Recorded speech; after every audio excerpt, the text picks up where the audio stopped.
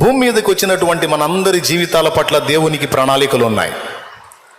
ఇక్కడ ఉన్న వాళ్ళు ఎవరు వేస్ట్గా పుట్టలా. ఇక్కడ ఉన్న వాళ్ళు ఎవ్వరు కూడా వేస్ట్ కాదు. నేనెందుకు, నా బతికెందుకు అని నువ్వు ఒకవేళ అనుకుంటే చాలా తప్పు మాట్లాడుతున్నావు.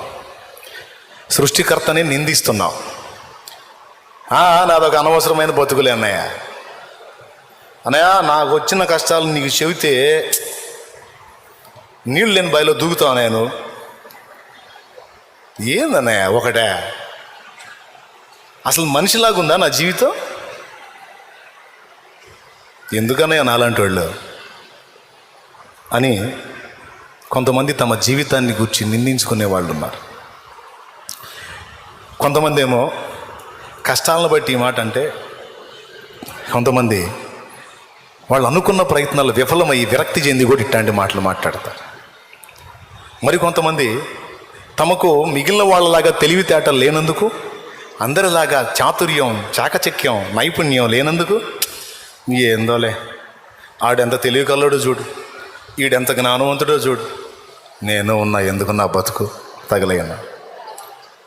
నిజం అన్నయ్య, నేను పెద్ద సోదరుడిని, నా అంత సోదరుడు ఎవడు లేడు అని అనుకునేవాళ్ళు ఉంటారు. కొంపదీసి మీరు ఎవరన్నా ఉన్నారా అంటే, గతంలో నేను అట్టు అనుకునేవాడినిలే, మీరు కూడా అనుకుంటే చేతులు ఎత్తండి, ఆనందపడతా. అంటే నాలాంటి వాళ్ళు ఏడ కూడా ఉన్నారు.